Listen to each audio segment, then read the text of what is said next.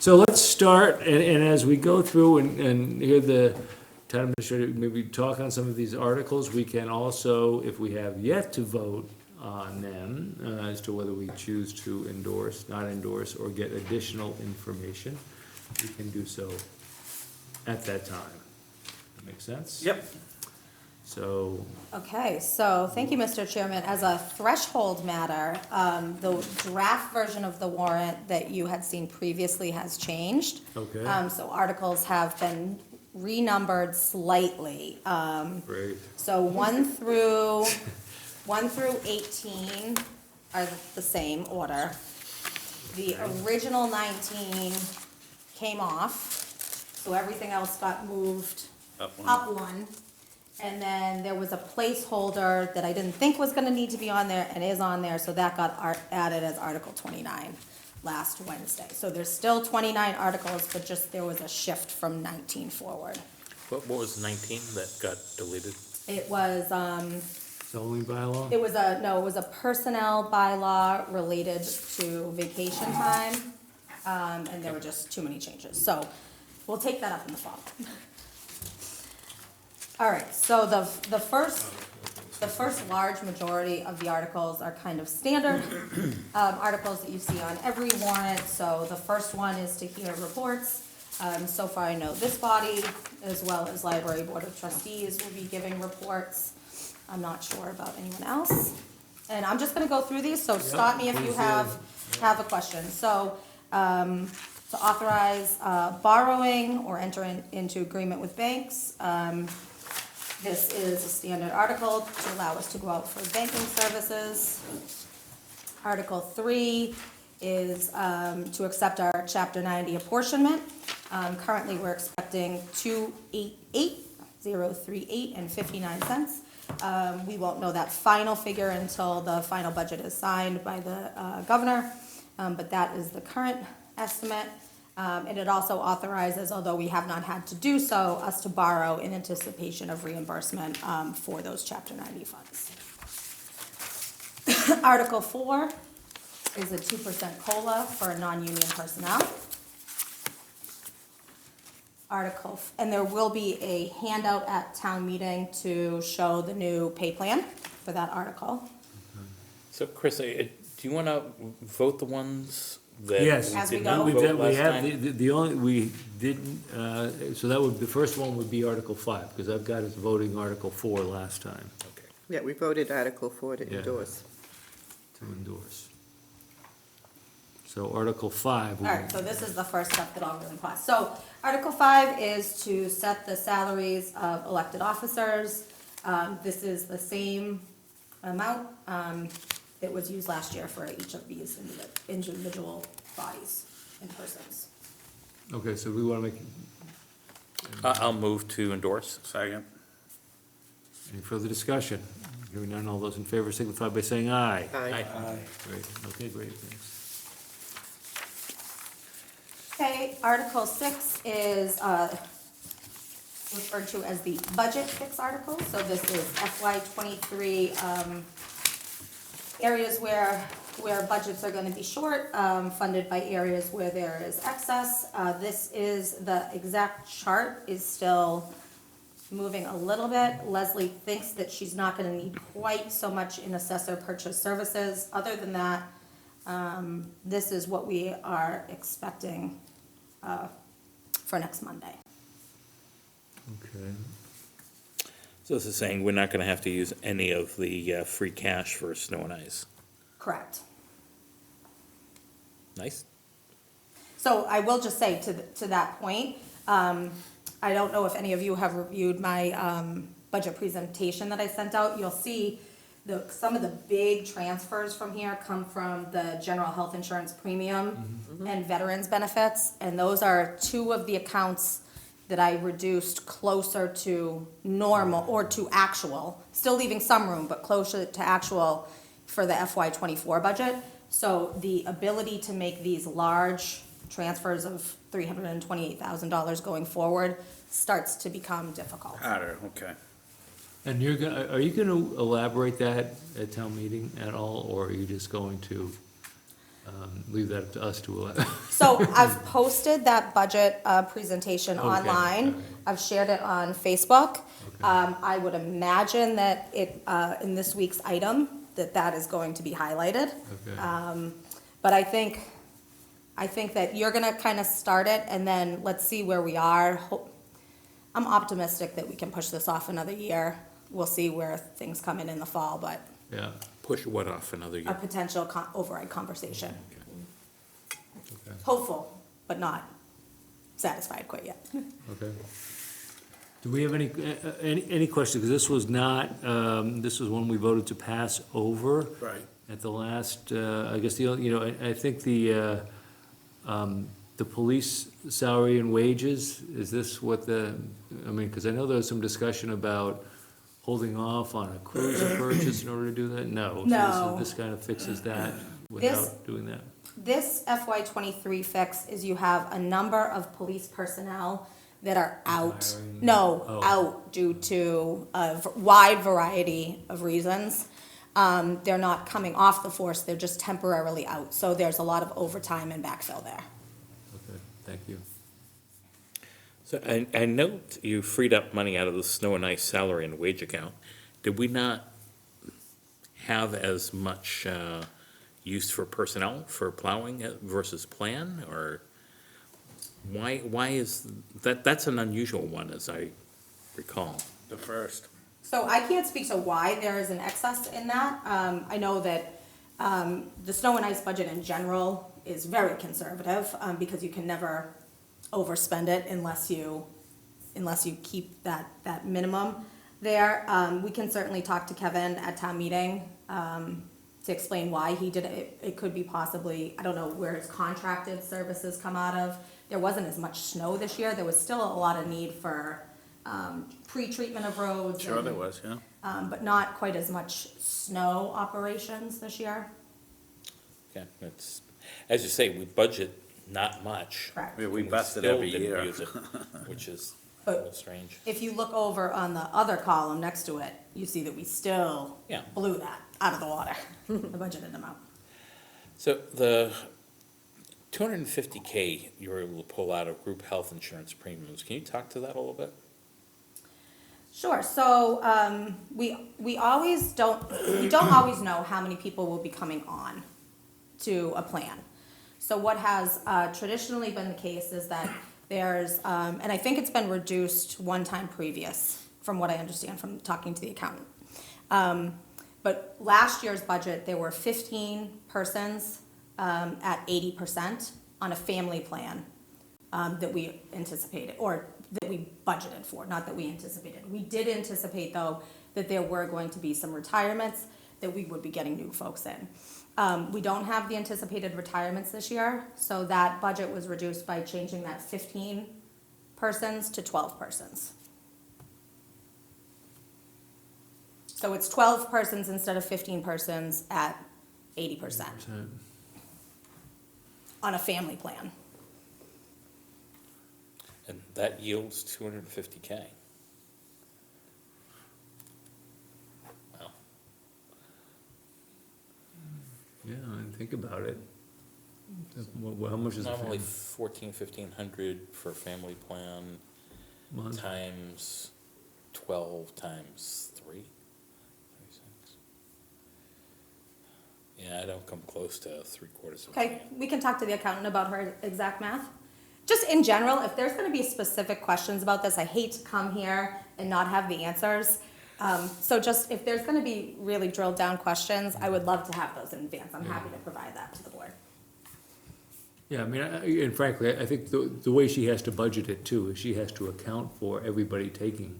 A family. Because they can, because they have the right to do that. And if they have another option, or they choose not to participate in it, then it comes back at the end of the year. But I think we still have an obligation to budget for it, otherwise we're looking for a mid-year fix, and we just don't have that. But this has always turned over a lot of money at the end of the fiscal year. Well, and it has because of that exact reason, though, because I think we're budgeting with that significant cushion that everybody who is eligible for that will take. We also are budgeting at 80-20. New employees don't get an 80-20 split. They get a 70-30. Okay. Yeah, I was just curious to see how it breaks down. Sure, we'll get to that. Obviously, we draw on that extensively every year. Well, I mean, at 1,400, I mean, that's times 12, you're looking at, what, 15,000 per year, per family? Times 3, times Well, it's more than- 80%. Well, it's more than 3 families. Well, she said it went from What? 18 to 15, 15 to 12. or 15 to Oh, 12. 15 sorry. to 12. Yeah, but this is from last year, though, right? This is last year's money, but he's Yeah. talking, this is this year's overage. He's talking not really about this article. You're talking about the overall reduction, or were you? Well, I'm just trying to understand the nature of the 250, but But So, yeah, that's got nothing to do with it, because this is last year's, from those that did not choose to participate. Right. So that's probably a lot more than 15, I mean, you know, they, right. you're getting the 250 from this column? yeah, no. Yeah, so, Oh, well, it's no, the okay, thank you. 175 plus the Yeah, 75. no, that's different. What we're talking about is next year, reducing next year's expenditures. No, That wouldn't add up necessarily to 250. Okay, so. Yeah, okay, I'm just thank you, trying to Chris. understand the nature of, Yes. Yeah, this is, it's a big enough number, I'm curious to so this, understand it. this amount that's left over is based on the 15 new employees coming on with a family plan and everybody taking it. So this is this year's actual, and more so, there's still more remaining in this fund. Which This is, didn't- this is this year's, this is the 250 here? This, yeah, he's saying that in the left hand, transfer from, Right. Fiscal 2023.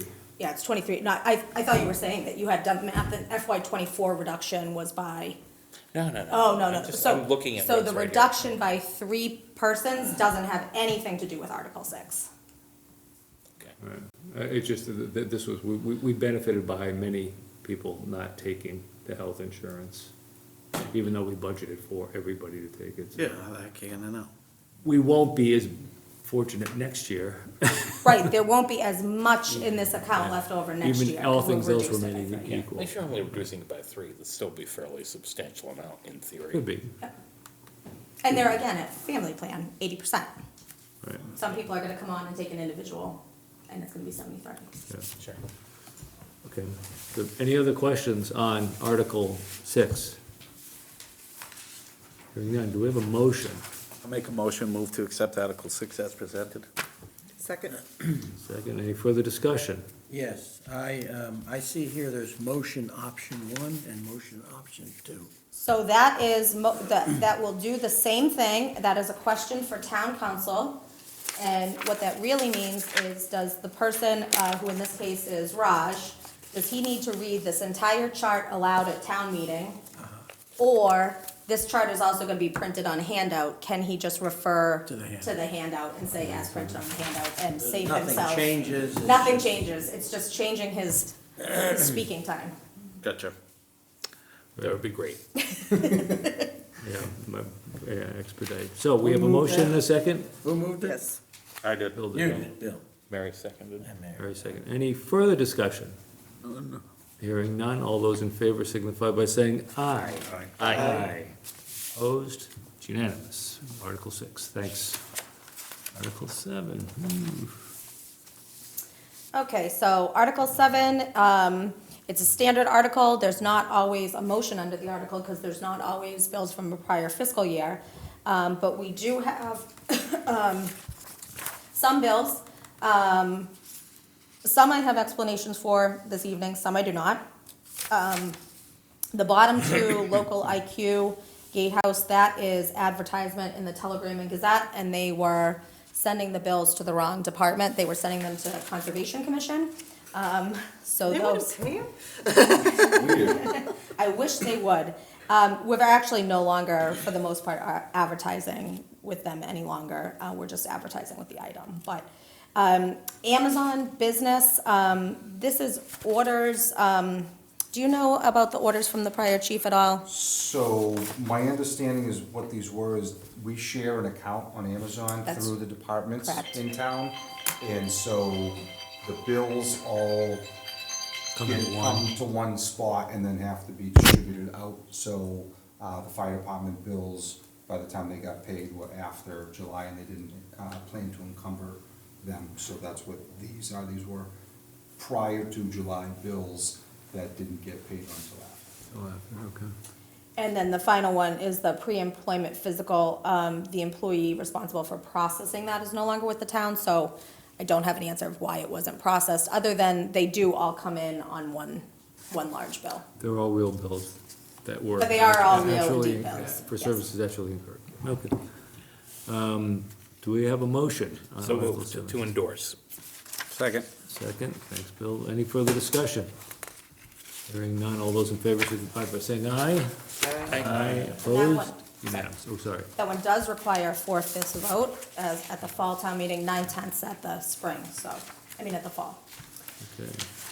All right, I know, Mr. Chairman, you're gonna have questions on this, which I think are gonna have to be referred to, the DPW director Yeah. and the finance, the accountant. Again, Leslie did give us the budget as well as historicals, as well as the balance sheet. And again, we can certainly speak to it a little bit more with either Leslie or willing to follow up. I don't know if anybody had a chance to look at it since the last meeting. I mean, my only concern with it was we seem to be relying a little more on the reserve fund in this year than we had in the past.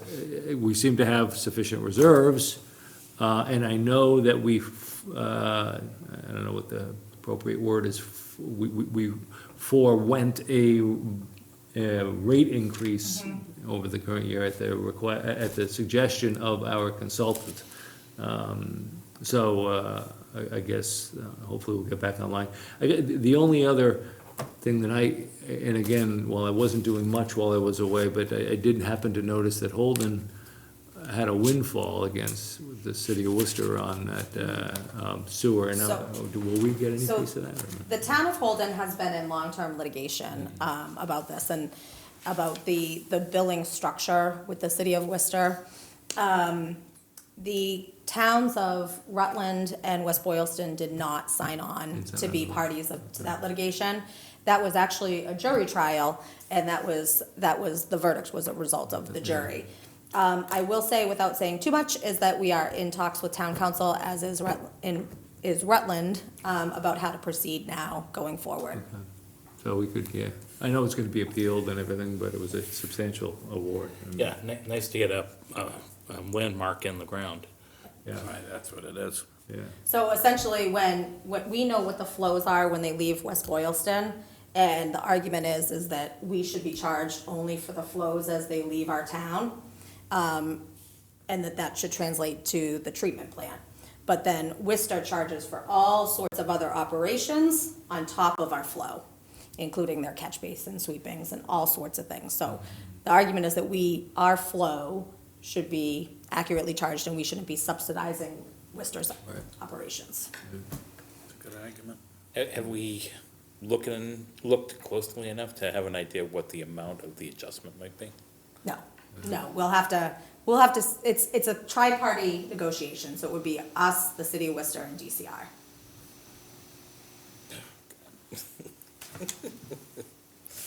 Well,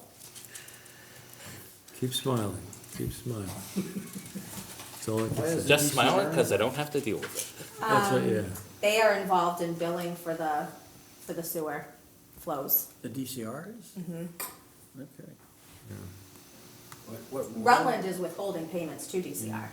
They're not paying them until this is. When you say DCR, you're not talking about the State Department, oh, you are? Yeah, yep.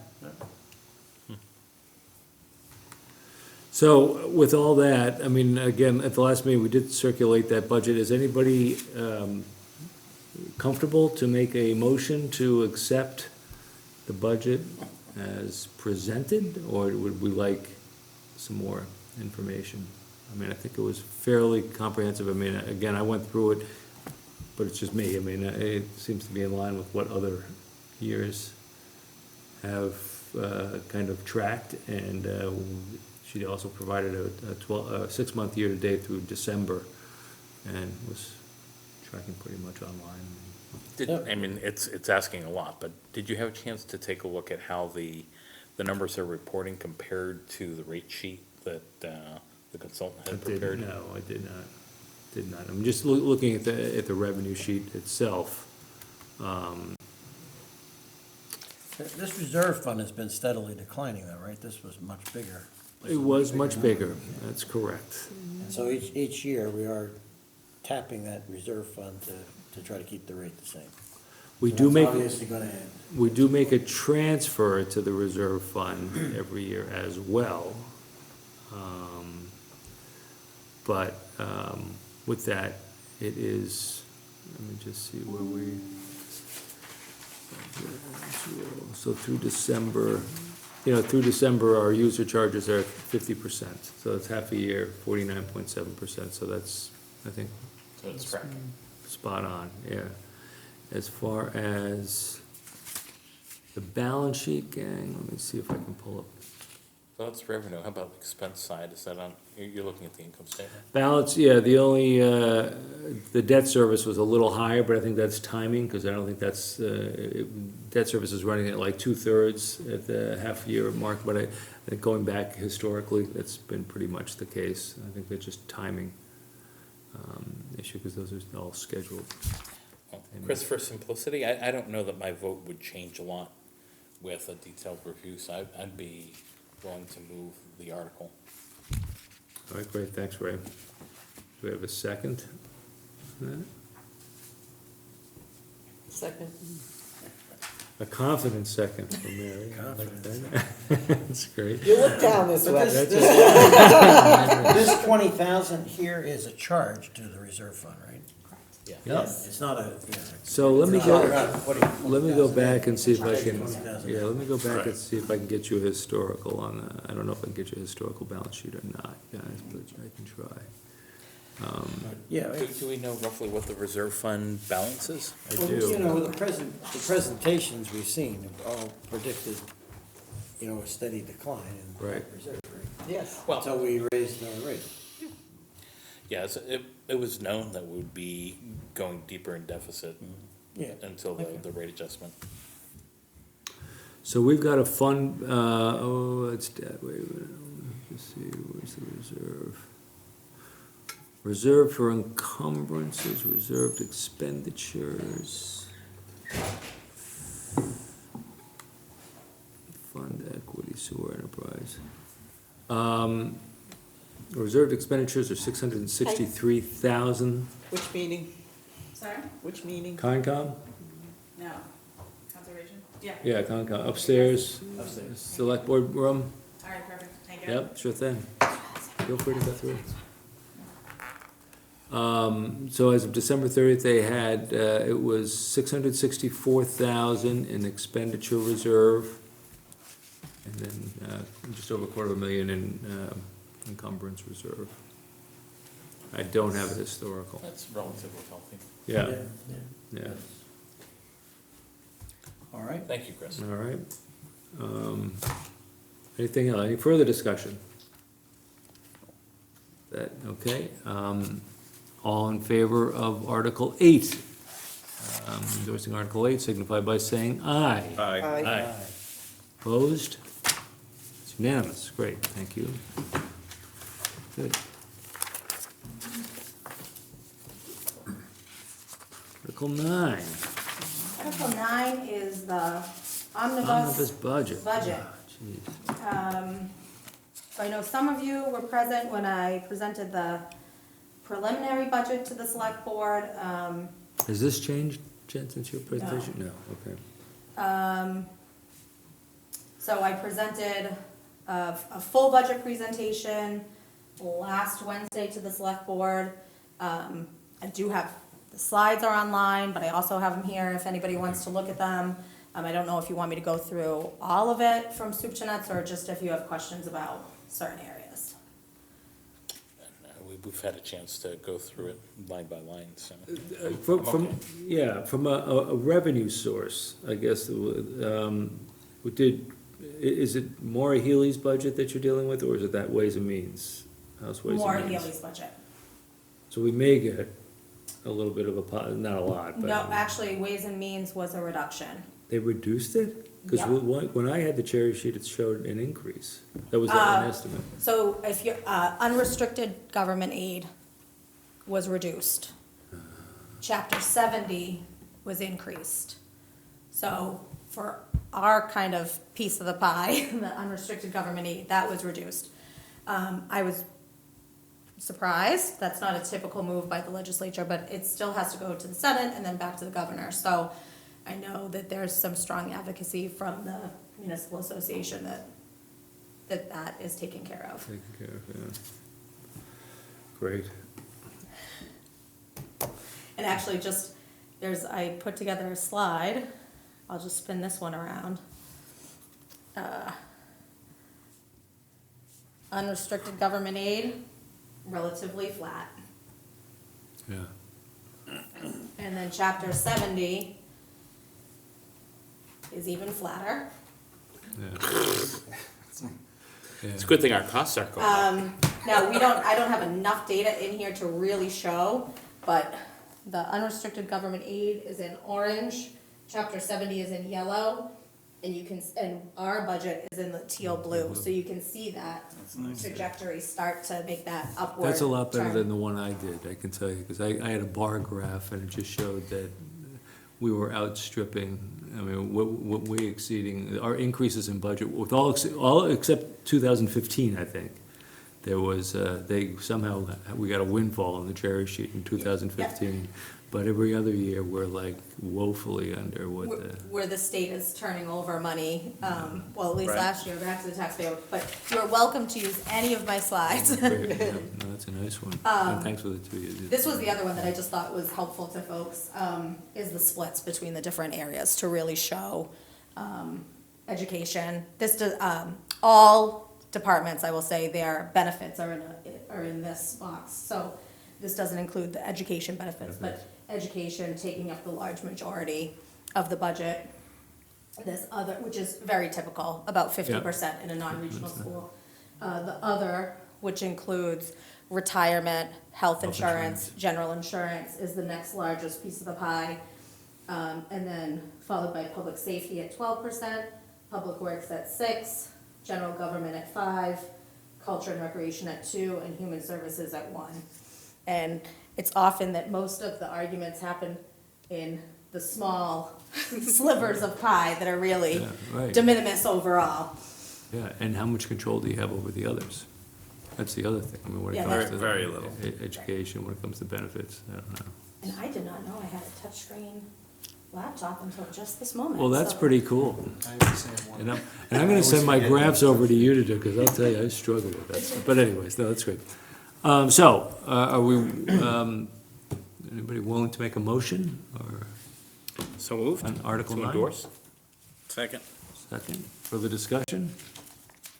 Hearing none, all those in favor of endorsing Article 9, signify by saying aye. Aye. Opposed? That's great, thank you. Thanks, Jen, for that.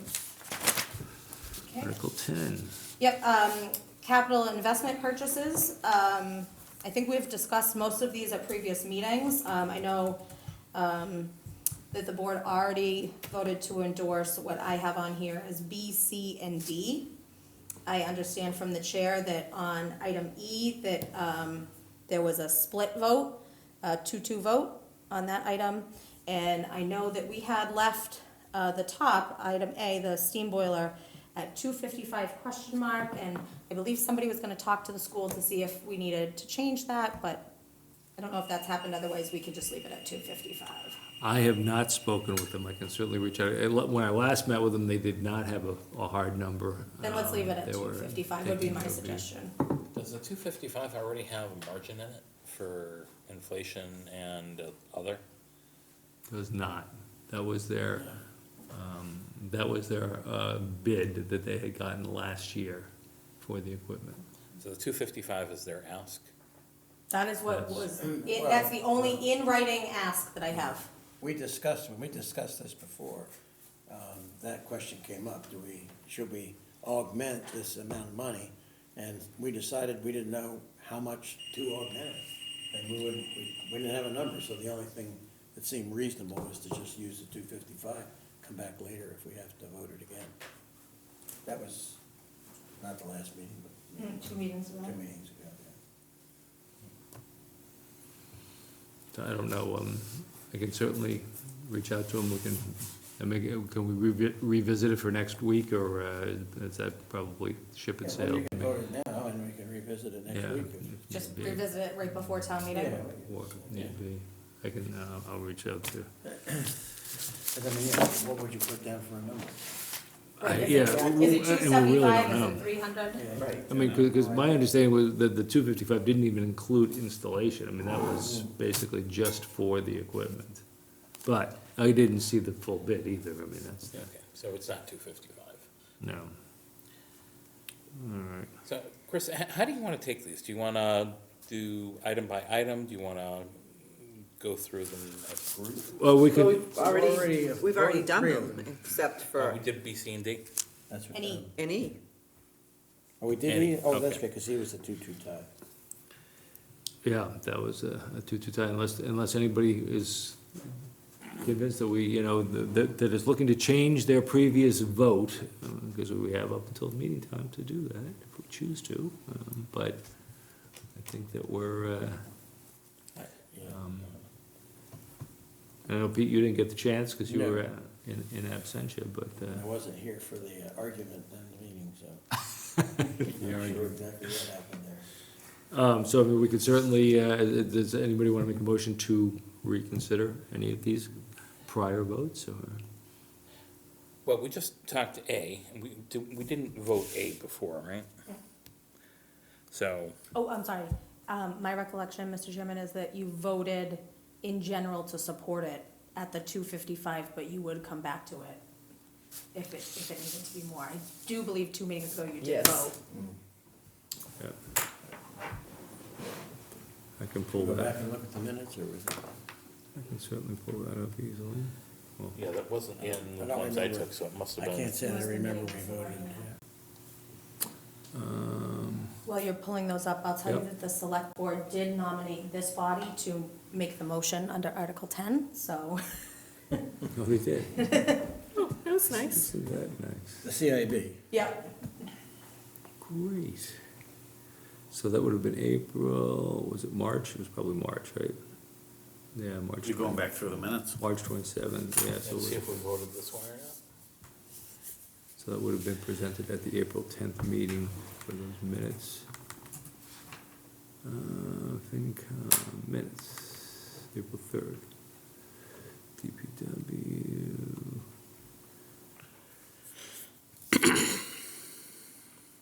So we passed it over there.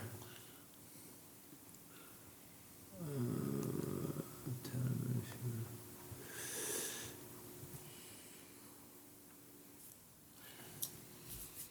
School request for replacement Major Edwards boiler 255 from the CIF needs to be updated with a current quote for the work. Project is required for FY 2024. Must be done in the summer, supported by and it is supported by the CIB. Paul Bonson moved to endorse. Capital request at 255. Seconded by Mary Foley. The motion was approved. There you go. When a current quote is obtained, additional funding can be voted. That's what Pete said. Exactly.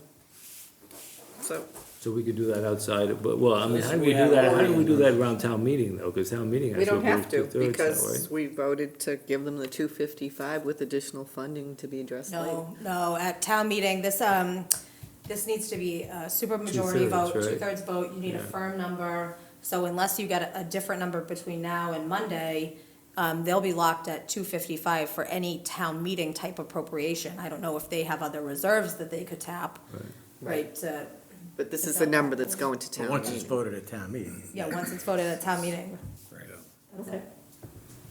So I could reach out to Roger or to, the So superintendent. messaging is, we Rich, approved yeah, it Rich. 255. Is that still the number? Right. Yeah. What do you have for reserve funds? Nothing.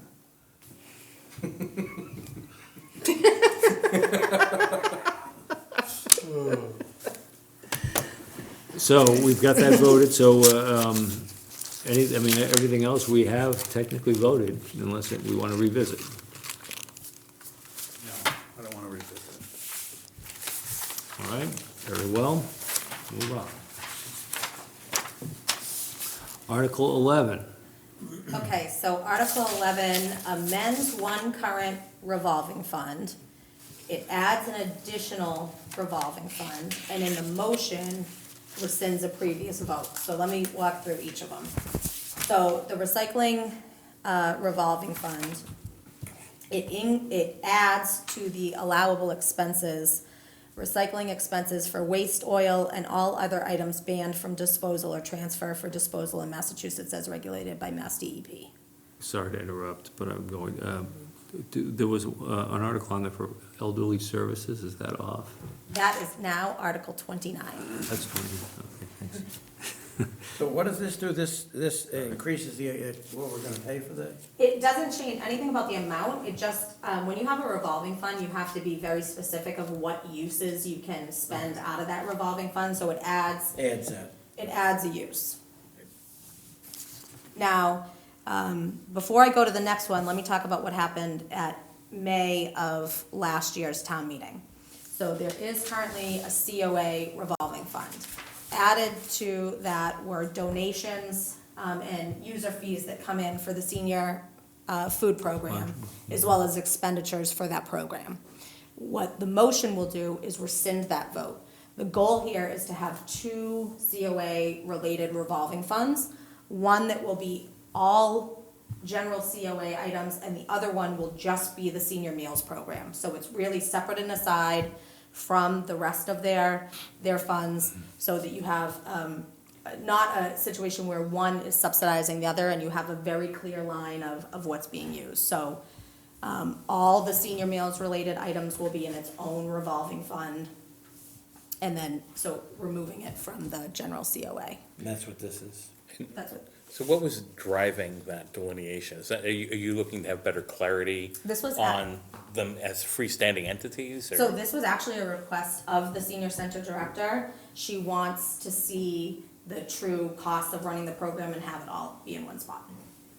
Does this include the cook's salary? No, nope. Okay, thank you. It could.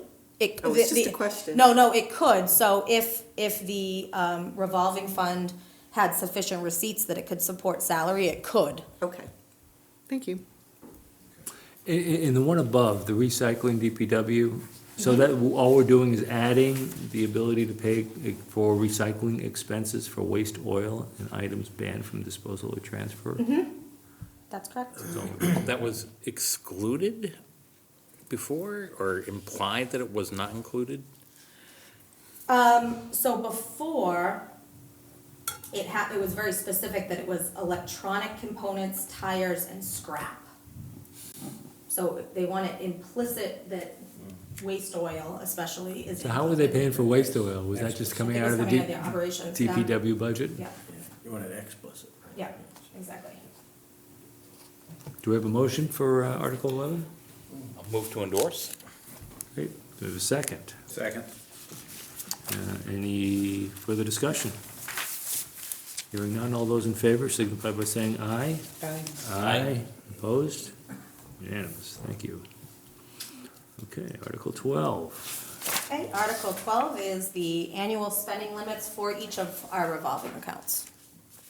So you'll see that if Article 11 passes, the senior meals program is included at the bottom here. Okay, and there's no real, the only change really, the only big change is the senior meals, right, probably, Just seeing. as far as spending limits. They look pretty close. So that's the only change? That's the I think senior there was meals? one other minor increase, but it was very low. Let me just double check. Might be celebration, but, I don't know. I don't. It doesn't think seem it like- was, Just give me 1 second. They can't spend more than they have anyway, so. More than comes I'm in. gonna look at last year's warrant. Don't they have a credit card? Huh? Don't they have a credit card? Credit card. Yeah. Yeah, isn't this the national debt we're talking about? Yeah, just run it up. Cha-ching. So, warrant is not online. Don't worry about it. Okay. There is one other small increase, it's just not, it might be Board of Health or the landfill lease, those are the two that are jumping off the page at me. Okay. I know the landfill lease was changed a little bit too, so the wording on it. We have a motion? Move to endorse? Second. All right, we have a motion and a second. All those in favor of endorsing Article 12 signify by saying aye. Aye. Aye, opposed? That's great, thank you. All right, Article 13. Okay, Article 13 is to appropriate $25,000 from free cash to our other post-employment benefit trust fund, otherwise known as OPEB. We did $75,000 in the fall, so I committed to doing at minimum $25,000 in the spring, so that's what is here. The current fund balance is $496,239, and our OPEB is 6.1% funded. So where did we? That's actually not bad. We're not in bad shape, even though it's so low compared to everybody's in a similar kind of, there's very few who are over the 50% threshold, and most are hovering under 10. I don't know why we didn't have that on. Did you have it later? Oh, we did, yeah, we had it as 26, Article 26. Yeah, I just took your bullets and assigned numbers to them, so. Okay, so this is now Article 13. Okay. 6% is 26 million, 26 million bucks. Oh, we're almost there at 6%, that's good, yeah. Only 16 times yet to go. Yeah, not bad, and it's not going, it's certainly not gonna go up anymore.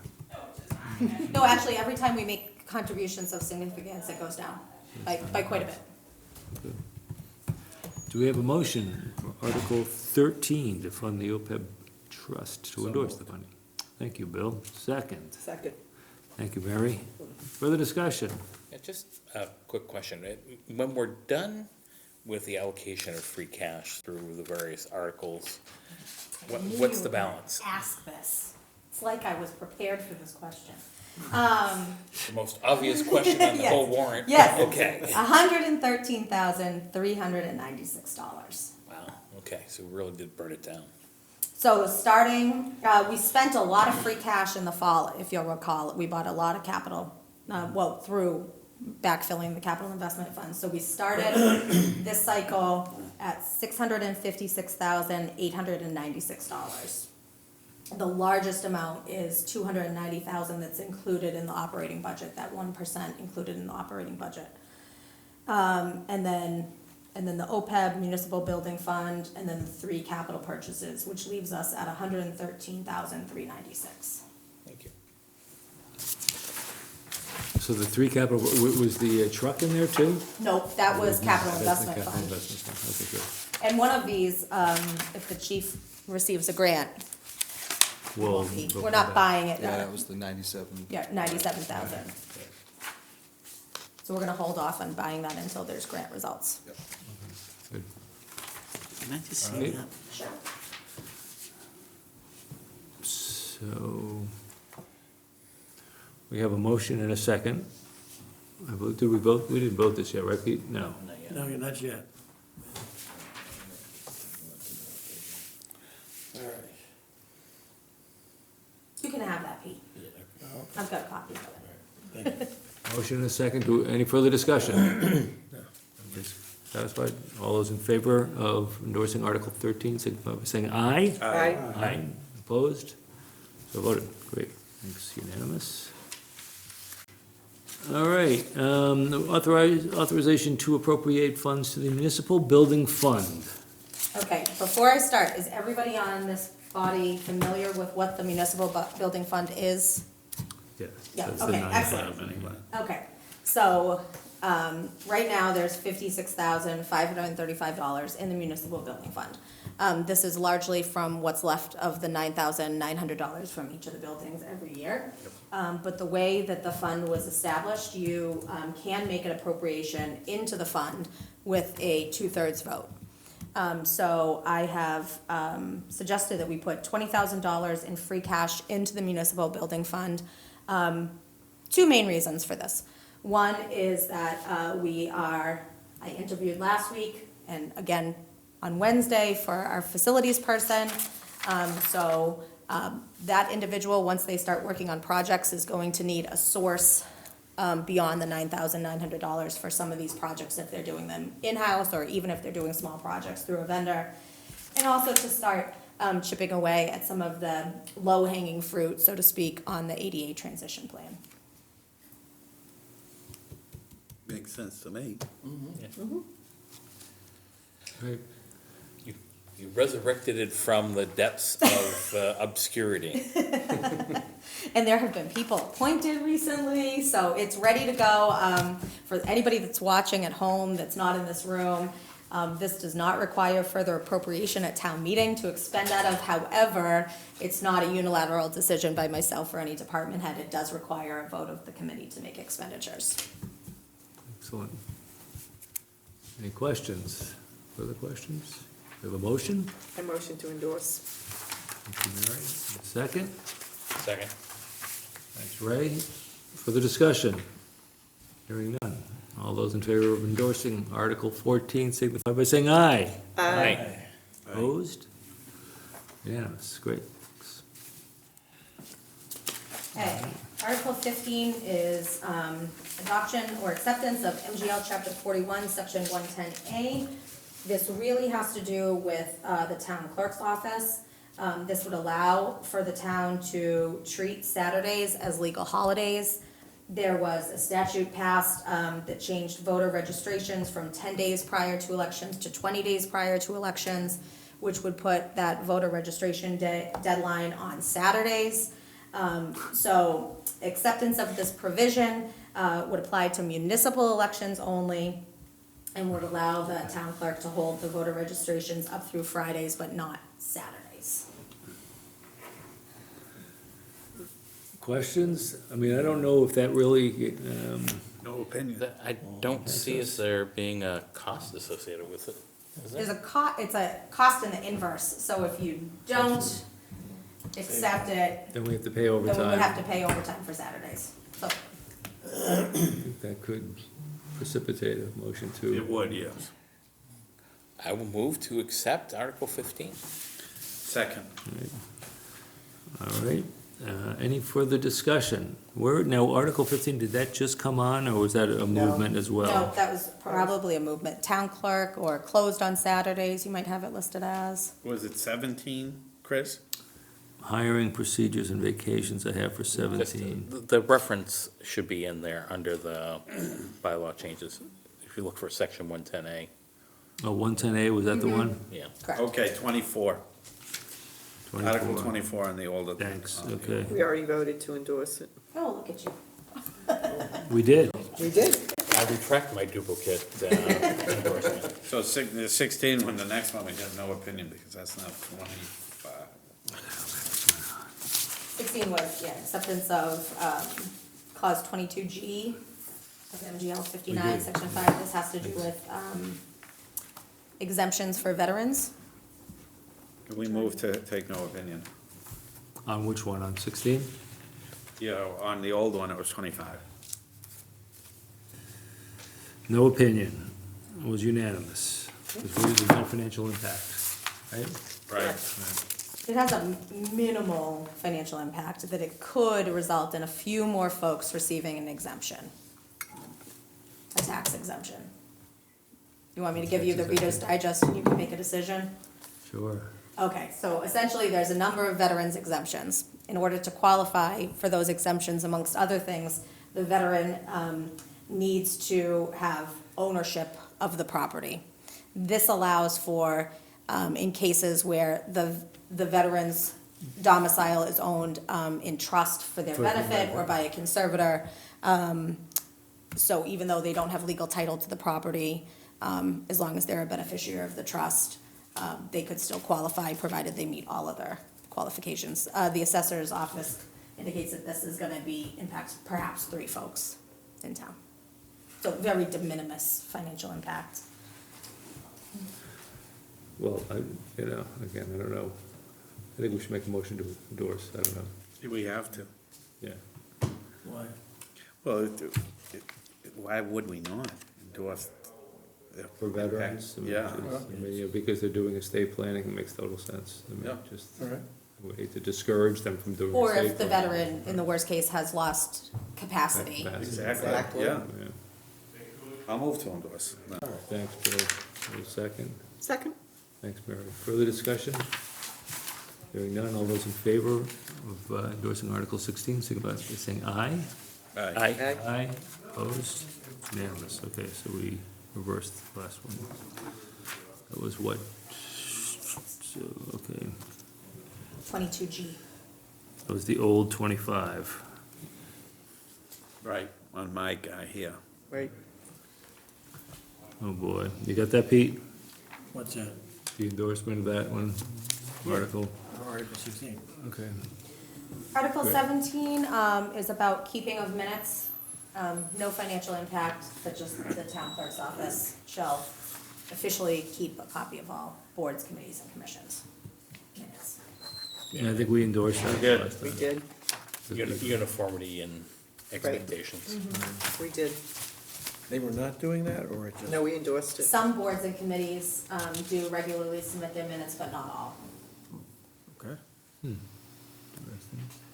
So that means the town clerk has to really kind of chase that down now. That's correct. Because in the past, I've always been surprised that I can pretty much send the minutes in anytime I want.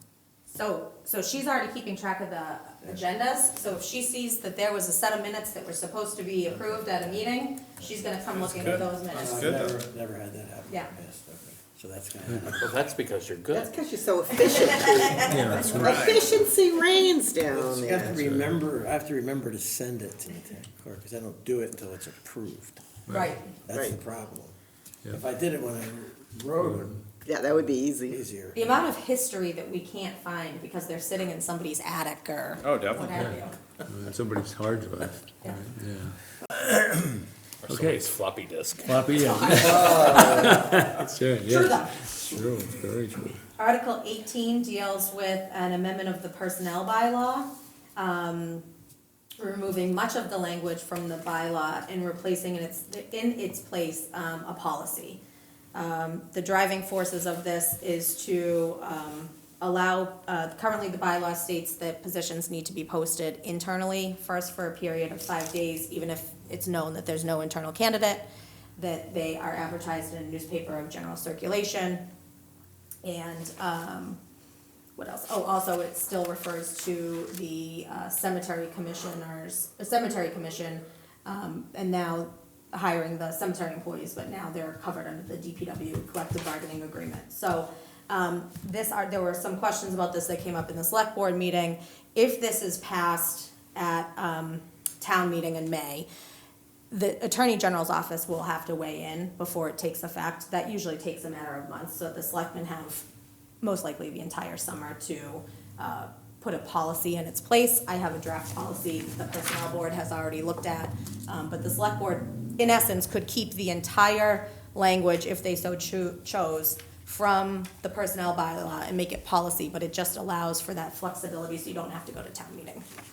So where was that? Because I didn't have that, I don't think, Personnel bylaw changes? on that. I have personnel bylaw, but it was, we referred to it as vacations or something like that. Hiring procedures. Hiring and procedures, those were two vacations. separate, there's two separate. Oh, two separate, all So right. this is the hiring procedures one. So we voted to take no opinion on this. Are we still, I agree with that. Agree. Yeah. okay, good, so we'll move on, that's fine. Is the vacations a separate one? The vacation one's off. Oh, it's off, okay. The next personnel bylaw one is, in 2020, the town came up with a new pay plan. The previous pay plan had five steps. And so the bylaw stated that an employee could be hired up to step 3, comma, the midpoint of the pay plan. So now we've got 12 steps. So step 3 is no longer the midpoint. So this replaces the word 3 with the word 6. So with an even number, we can't get right to the middle of the pay plan, but it's the best we can get. Well, so every time we add a step, we have to revisit the bylaw. Can't we just leave it as midpoint? Do we have to spell out a number? Well, if we had an odd number, Yes, but because we have 12, what is the midpoint? Is it step 6 or step 7? And this will end up in arguments if we don't spell it out. 6.5. Less than or equal to comes to. So, Less than or equal to the midpoint, there's just no real midpoint, so. Chris, I move we take no opinion on this. Yeah, because we don't have this one voted from I'll before. second. Having no opinion? Further discussion? Hearing none, all those in favor of taking no opinion on Article 19, signify by saying aye. Aye. Opposed? It's unanimous, no opinion. Okay, next one is the Commission on Disability bylaw. We endorsed this already. Commission. Under 18, Chris, on ours. To endorse, yeah. Yes, we did. We did endorse this already. And then, I think you already voted on 21 through 26, those are all the zoning. Zoning, yes, we said no opinion. 21 zoning, all the zoning, so that was what, so I've got 19, it's 1, 2, 3, 4, 5, 6 of them. what was the sixth? I only Well, had there's a 5. couple more yet to come. So there's 6 total zoning bylaws, Articles So I've 21 got through 1, 26. 4A, I've got 2, 4, I've got 3, 6, I've got, 2 under 3, 6. 2 for 3, 6. I had 1 for 3, 6. But we took no opinion on it, so I don't think it would change, right? There's no reason to change it. No reason to change. The second 3, 6, we'll take them all as one. I think we were probably doing that. Okay. And then 4, 3, and 5, 1. Great. These are already voted, Chris? Those were already Yes. voted, yep. So now we're on to Article 26. Okay, this is the annual vote to allocate the Community Preservation Act revenues into their different buckets. 27, right? 27. Oh, 27, I'm sorry. Yeah, and we did not vote on that. Oh, we did vote to endorse it. Yeah, I would, We've endorsed that already, so that's good. way back when. I guess on a related point here, with regard to Pride Park, Yeah, that's the next one. There we go. Get out your shovel, Ray. There you go, yeah. All right, so Pride Park, so this is, a transfer of $318,000 from the undesignated fund balance to supplement, Pride Park renovations. So, in the explanation, you'll see that this is in addition to the $250,000 voted at the May 17, 2021 semi-annual town meeting, the $150,000 legislative earmark, and $182,000 in American Rescue Plan Act funds voted by the select board. So I have a question. Sure. Did the CPA decide that it was not necessary to go back to the town to let them know that they were spending up to that full 250, even though they got that? So essentially, they decided that they'd bring it up in discussion, that if the town meeting was so inclined to spend an additional $318,000, then by implication, they would be also in favor of spending the full 250. The bringing it back to town meeting for the 250 was not a legal requirement. The town was always authorized to spend that 250. It was more just to have full transparency. Transparency, yeah. So they will be Speaking to it, discussing that. they'll probably be speaking to it. Exactly. so this is an additional allocation. Yep. So it's 318 in addition to the 250 and the 150? And the And the 182. 182, it's 900 altogether. 582, yeah, that just brings it up to 900. Wow. So if this doesn't pass, what happens with the funds allocated already? So the select board has already taken a vote to say that if this does not pass, they will vote the remaining funds from ARPA. That vote has already been taken. Wow. And So- why did they not do that in the first place? Because ARPA is more general in its uses, and where CPC is more limited, so, So we can use our balance where exactly. best to use as much. This is what it's supposed to be And- used for. They actually, went further than that to state that they wouldn't spend any more ARPA funds until, the project is out to bid and back. We'll have some funding available if necessary. So what does this get us? I mean, there was a phase one, a phase two, and I've never had a chance to look into Sure, the so details. if you can envision Pride Park Playground, if you're standing on the street, to the right is the quote-unquote tot lot that is open all of the time. And then to the left is the older kids' playground, and there's a fence in between them. So phase one is for the older children's playground. So phase two is the tot lot on the other side of the fence. And this funds what? Just phase one, just the That's everything. older children, everything takes- associated with phase one that hasn't already been Is the funded. tot lot also not in compliance? Correct. None of it is. Oh, I didn't realize, I thought the tot lot, I thought it was just the older kids. No, none of it is in compliance, for a variety of reasons, but, mulch is not a compliant surface and, It's the surface issue. well, surface and the equipment, that a certain number of pieces need to be, accessible. Accessible, right. Not inclusive, but accessible. And it does, I mean, just, I guess, one of the things that blew me away was the cost of this thing is substantial, and it's actually shrinking the playground. That's right. It was originally 13,000 square feet or something like that, It's a now it's smaller going down to like now 9,000 square feet. And, so one of the things that came up, I think, at that playground meeting at the senior center was, how many kids are really gonna be able to play on these things? I mean, Right. so, because school recess was a big deal, I mean, and it is, I mean, I drove by there today, and you see the kids out there playing in the sand and on the hard, the blacktop, which is great in the Bronx or great in, but maybe in West Boylston, you might appreciate a little bit more green space or something, a little more. A lot of the cost, the surfacing is incredibly expensive. The equipment is not overly cumbersome, although some of the inclusive or accessible pieces are a little more expensive.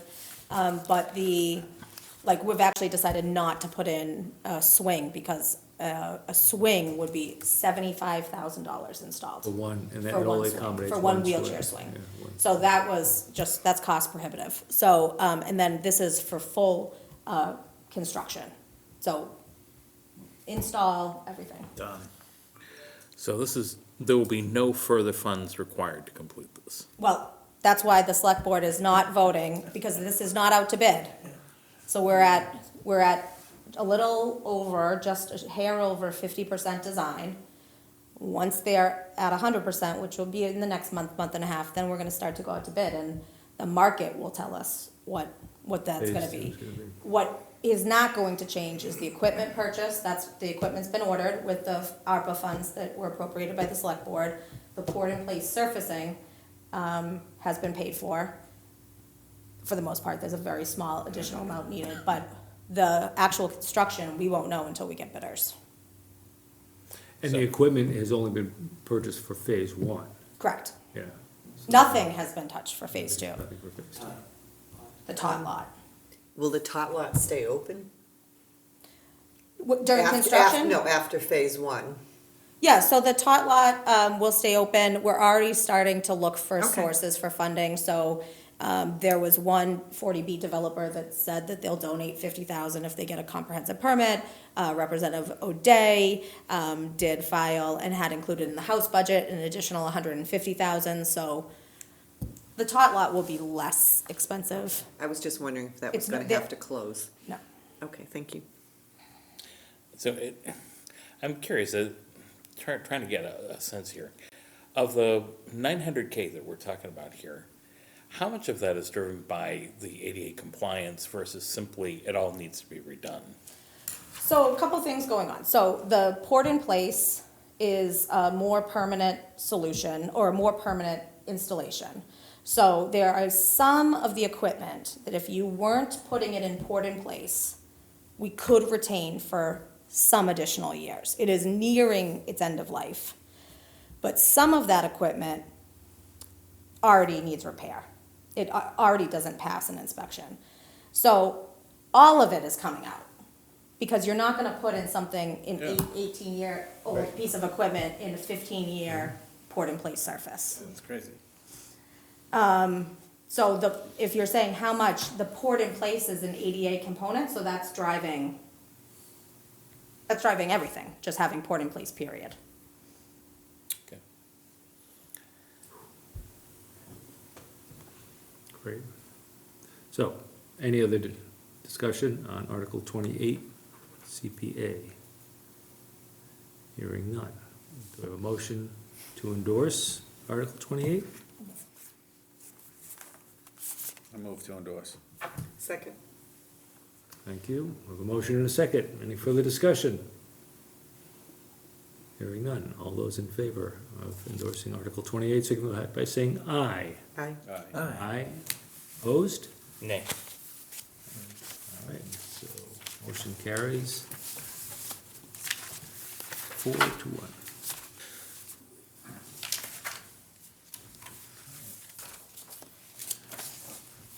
Article 29.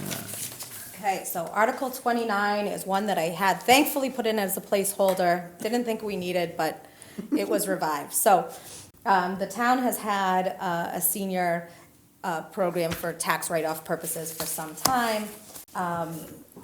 When I came aboard, I saw that we were allocating funds for that out of either free cash or a direct appropriation. There was guidance that came out in 2021 that said you cannot do that. So as of 2021, it has to come out of the overlay. So initially, I just had it as a placeholder, just in case folks wanted to talk about it, saying that we don't need an article on this. It's gonna come out of the overlay. However, what the accountant informed me of is that the town never voted to accept a provision of Mass General Law to even allow us to have a senior tax write-off program in the first place. So this article will allow the community to have legally a senior tax write-off program.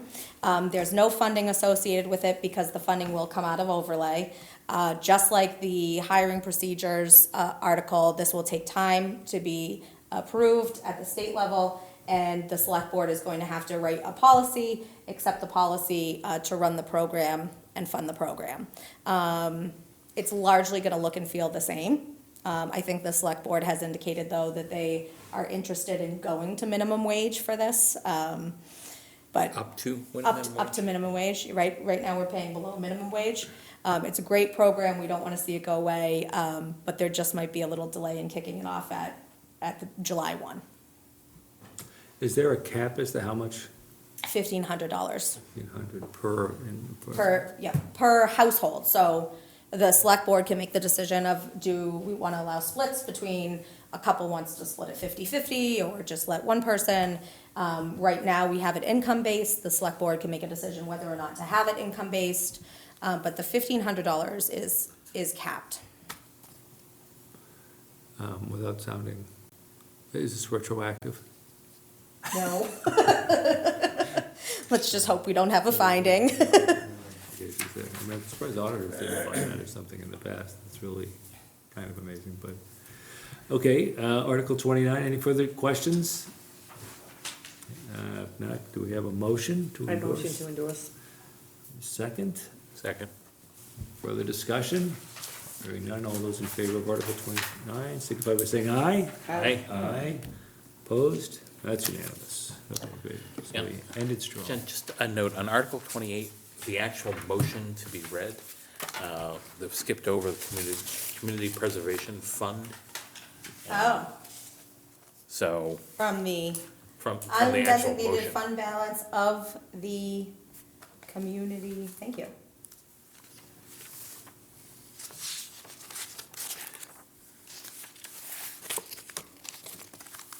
Let's see if council catches that, she just got into that. Otherwise, I'm giving you credit at town meeting. Please don't. So once these are all finalized, the explanations will be placed online for town meeting voters to look at in advance, When will that be? probably by Wednesday. Good. I'm holding a forum at the library, I had to think of where I'm going, library on Wednesday also to do Q&A, if any town meeting voters want to come and ask So what- questions. Yeah, anything happening with that? You don't need me there, right, or do you? If you want if I to, just to help moderate, like guide the, Well, you just can't Hold the door. resist.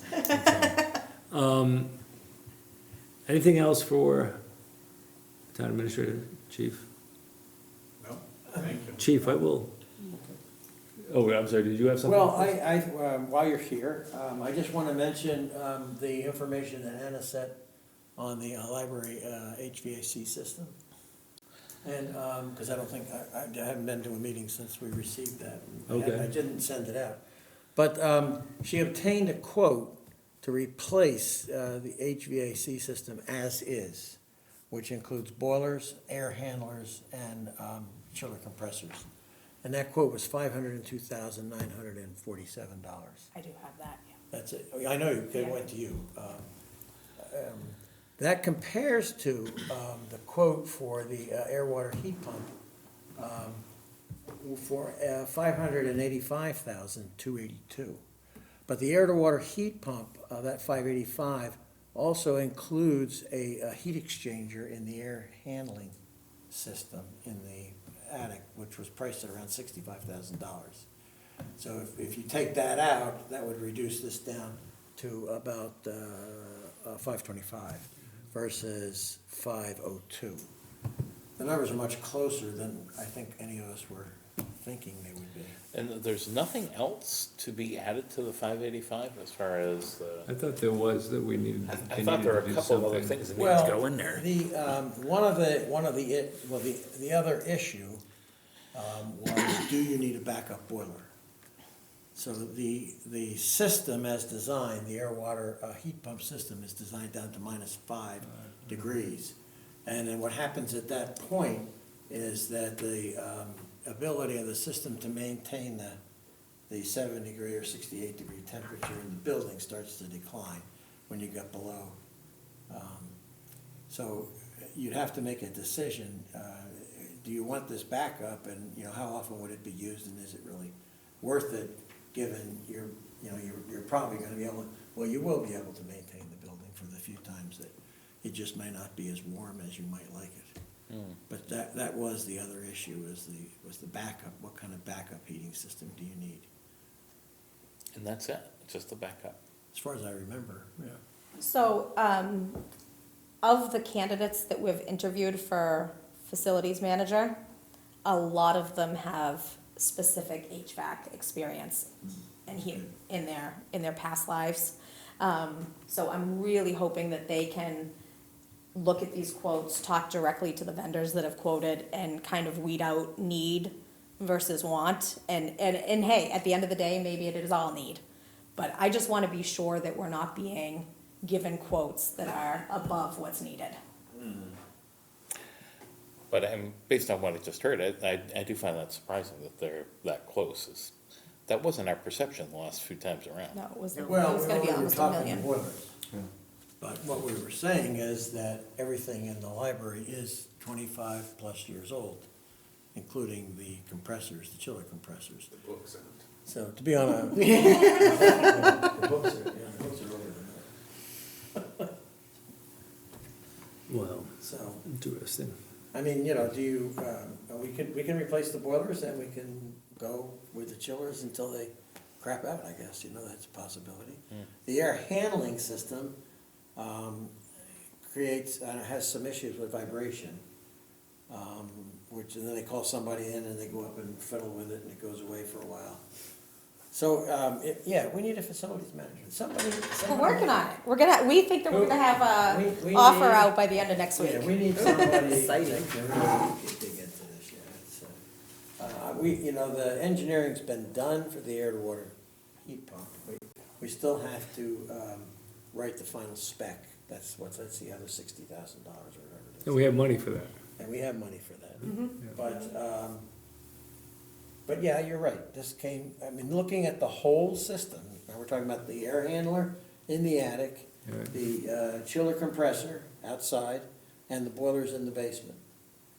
Replacement cost was $502,000. And remember, that doesn't include any engineering to change anything. That's just a replacement cost. And I'm gonna throw a monkey wrench in here, because if we touch the chillers outside and reconfigure that left side of the building, Yeah. that's when we would be also looking at reconfiguring access to the building. ADA compliance That's right, so it would be probably part of a larger project when we touch the chillers that are out there. But the air-to-water heat pump doesn't touch that. The air-to-water heat pump? I think it does, yeah, they get removed. The air-to-water heat pump is gonna Yes. go exactly where the Yes. chillers are. Yeah. Basically, the air-to-water heat pump is a chiller Oh. compressor. It's exactly what's there right now, except that it goes both ways. Moves heat in both directions. The compressor that's there only moves it in one direction. You got me all excited, and she brought me down. I still don't know where we would come up with $500,000. Hammer of but- reality. Well, that's right, I mean, this is It's an still enormous number, $500,000. period. Right. Well, I don't understand why our representatives can't get some mileage out of being among the first to introduce electric heat pump technology into old buildings. And especially when it's, the state's mandated it by law.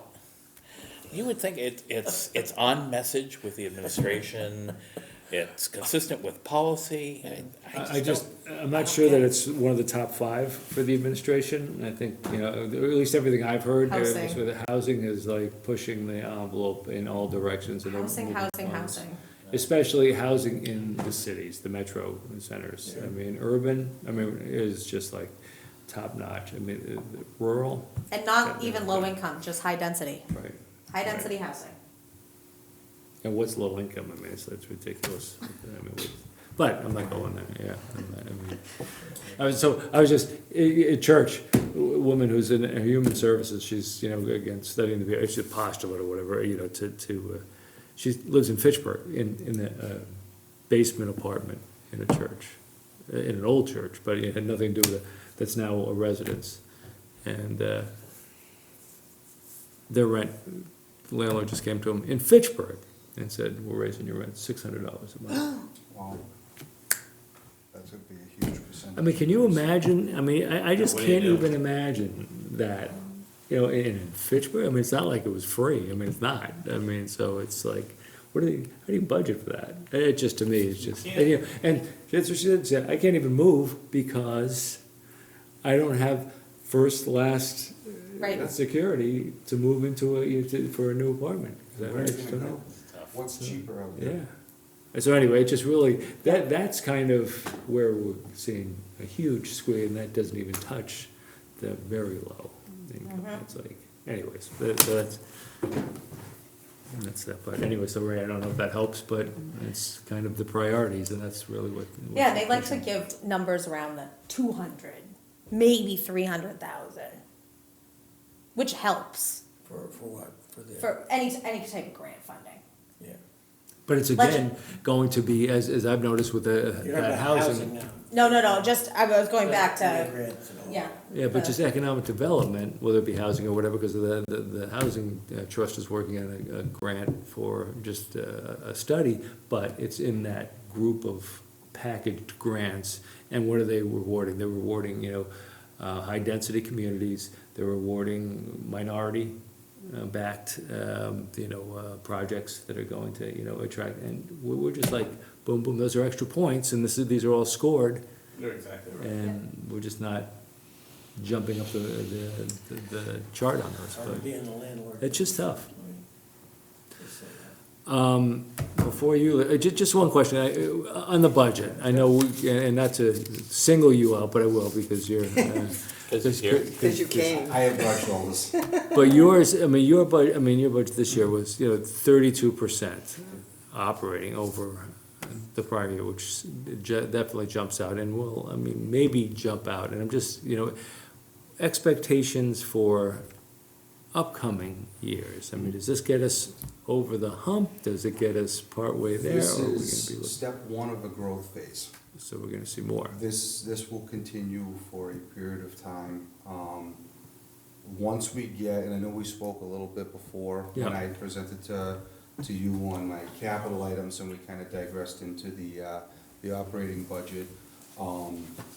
So the goal and really the need of the town right now is for us to have 4 members on duty. Yep, For the purpose of staffing either the 2 ambulances or 1 fire engine, depending on what the calls are at any given time. currently, we're staffing at 2 people every day after 4 PM and Sundays. As well as like even today, we had one person take the day off. We couldn't get anybody to take the shift, so we've been at 2 all day today. And then normally we would staff a 3rd person during the weekday until 4 PM. But only one of those is a full-time of the 3. Of the 3, yeah, 2 are full-time, 1 is per diem. And so the increase this year gets us to having 3 people on duty 24/7. And then going forward would be to increase until we can achieve that 4 people on duty all the time. So your goal is for 24/7? Goal is 4, yeah. Okay.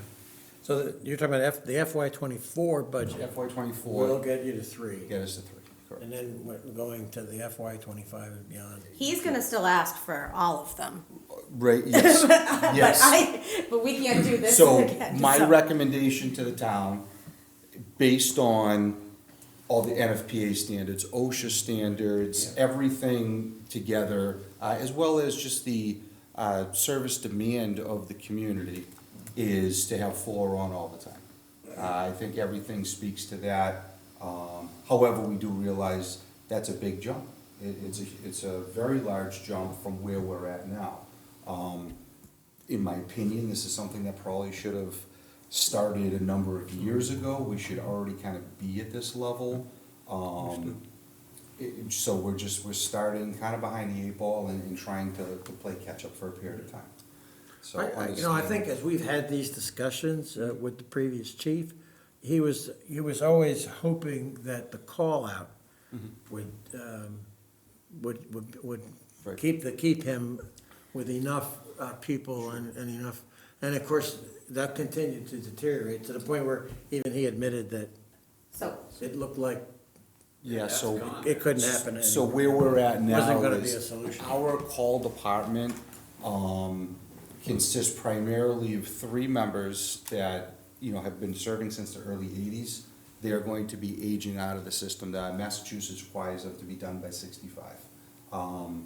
So in the next 5 to 8 years, we lose those 3. And it's Deputy O'Connell, Captain Barakian, and Firefighter Barakian. In the next how many years? 5 to 8. So we lose Scott in 5 years. He's 60 now. He'll be done at 65 by statute. And then Bob and Mark are both 57 or 58. and just, this is all online for folks that wanna see the whole, presentation, cause I went in depth with a lot of the fire department, budget in that presentation, but I just wanna read a quote, from an October 6, 2021 select board meeting from Chief Welsh, since he's not here to speak for himself. Chief Tom Welsh stated that he has concerns with staffing issues and he will be applying for a Staffing for Adequate Fire and Emergency Response Grant, SAFER grant. He stated that if he is not awarded the grant, he will be coming back to the town to fund these positions. He does not see the call volunteers as they used to, and West Boylston is not alone. Chief Welsh stated 2 firefighters would answer the need to have 3 groups of 3, and if a 3rd firefighter was added, it would backfill the day shift. The town is trying very hard to fill the need of the department. Chief Welsh stated after the 3-year grant, funding is up to the goal. Funding is up to the goal would be to keep these positions in the budget. So that was 2021. We're almost 2 full years from when he stated that without adding anybody. And just to show everybody in that time, this is what our call volume's doing. So 2018, 2019, 2020 slight dip through contagion fear, 21, 22. Here we are, a third of the year away in, and we're gonna meet or exceed 2022 if trends project. So he's saying it here, and we've added 0. So I just wanted to, I know I've heard people say in the past that we, we've been able to squeak by, but he was saying in October of 21 that we're not. Yeah, we agree, he said that here. I mean, he was trying to find a way to get by without a big increase in cost, and it didn't happen. I mean, it's just, And in continuation of what Chief Welsh had done, he had applied for that SAFER grant, I believe the last 3 years, and we were denied every year. I've also applied again this year. You know, if trends continue, it does us no good, but we certainly have to ask. But you budgeted for this year for at least So we three. budgeted for these three for this year, Yeah. yep, so hopefully if we do get the grant, that helps push us towards our goal of the four. But we can't hold our breath on it, we can't bank on it. Is there any, and I'm not gonna get into a regionalization thing, because that's not what I'm asking. I'm asking, is there any kind of asset sharing opportunities? I mean, from the standpoint of, does Sterling, West Boylston, Boylston all need a four-story ladder truck? I mean, or is one sufficient from procedures, acceptable? On the procedure? staffing side, Staffing's we different. are doing that, and actually, one of the selectmen was very eloquent to point out the fact that we are already doing essentially a regionalization model in our fire response. Within that, so NFPA has a standard for fire response. So for us to try to meet that standard, we only account for one engine company within the town of West Boylston, which would be those four people that would be on duty. And that's excluding the medical calls, and we're doing 1,600 medical calls. So that aside, Right. to say that we have four people on duty and that is our staff for that engine, we comprise one company. So if we had a fire, a first alarm fire, so anything in a 2,000 square foot, this is all defined by NFPA, 2,000 square foot, 2.5-story wood frame residential. We're required to have 16 firefighters with a certain number of pieces of apparatus, are all spelled out as to what everybody's responsibilities are, or 17 if we're using a ladder truck. Within that, we're providing 4 with the West Boylston staff. Everything else is made up of the surrounding communities. So if we have a fire today, we're gonna send our engine, and we're gonna call for Boylston for an engine, Clinton for an engine, Sterling for a ladder, and Holden for an engine. That makes up our first alarm. That meets the NFPA requirement of the personnel and the apparatus. So it's considered automatic aid. Then when you get to what they classify as a medium risk type of occupancy, so garden-style apartments, multiple apartment units like a 92 North Main Street, or Walmart strip mall plaza, anything like that, requires 28 personnel. So for us, that would trigger a second alarm assignment to meet that standard.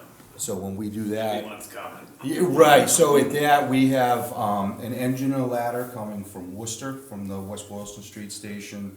We have the Shrewsbury engine comes to cover our station on a first alarm in case there's any subsequent calls, but then they come in on a second alarm, and then Rutland comes in with an engine also. So that's how far out we already are at that point. So I guess that's a great explanation for me, but from the standpoint of our physical assets that we have to maintain in the garage. So the like It capital sounds- items, the vehicles, the. Right, Yep. it doesn't sound like we have a lot of leeway there, even with all that mutual aid that's coming from other towns, as far as, well, we can cut back a truck because. Yeah. It sounds. So the vehicles we have, most of them are one-offs. We have 2 engines. One is a little more geared towards rescue. The other one's a little more geared towards water supply. But when one goes out of service, we kind of need the other. Yeah. So then the ladder truck obviously serves a particular function. Forestry truck serves a particular function. The 2 ambulances are pretty much duplicate of each other, and those serve a particular function. So we don't have much depth in anything. It's So, all yeah, about the one-offs. ambulances, I understand, and actually, I think you made a good argument for possibly, that's really what we're doing is emergency response. I That's mean, the predominance, ambulances yeah, are really. 75 to 80%. Yeah, and plus there's a revenue component surrounding that too, so that's, I mean, unless, I think you said before, if you're called to a fire, you have 16 personnel required. So if your truck shows up with 4 people on it, they can't actually go into the building or. With 4, we can. So they have what's considered the 2 in, 2 out rule. So in NFPA, we have 240 seconds, so 4 minutes to respond from the station, from the time we have the call, to the location with the first engine. It's 6 minutes for the second, 8 minutes for the full first alarm assignment. With 2 people, with their 2 in, 2 out, we can send 2 people into what's called an IDLH, immediately dangerous to life and health situation. So whether it's smoke, fire, carbon monoxide, anything like that that's basically dangerous enough to where you have to have protective equipment to shelter your body. For us to go into that, we have to have the 2 people to go in the hose line and 2 people to remain outside as a backup crew. Now, the backup crew will also be performing other functions. One person has to run the truck, run the pump, the other person is the incident commander, but in a dire situation, those 2 people would be available to go try to rescue those first 2. But in no circumstances are you supposed to enter an IDLH with less than the 4 people. So if you had 3 people here at the station, It- they can show up with the engine, but they can't do anything until they get additional personnel. So, Chris, to your question before about future budgets, do you have any estimates of what your full ask ends up being budget-wise? So, Before you answer that, I have to go pick up the kid. I don't want you, I'm sorry, I have to. oh, that's I apologize. Thanks, Bill. I'll see you soon. We'll be in Thank touch. you.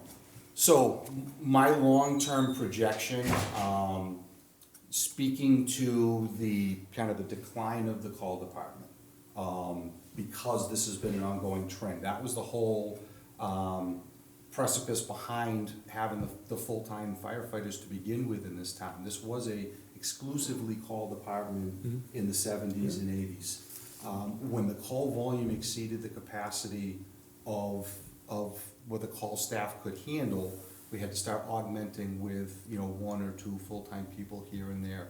And that has slowly grown over time as the demand has come up. The call volume has gone up, the call personnel has gone down. And I'm sure NFPA regs have subsequently ratcheted sure. up too. Yeah, they've been where they are now for quite some time, for most of my career anyway, but so we're running into that predicament of we are likely not gonna have a significant call force in the next few years, and especially when we lose these key role players that have filled that gap for so long. I mean, these guys are on 40 years of service to the town, and when we lose them, and there's just not new people coming in to fill that gap.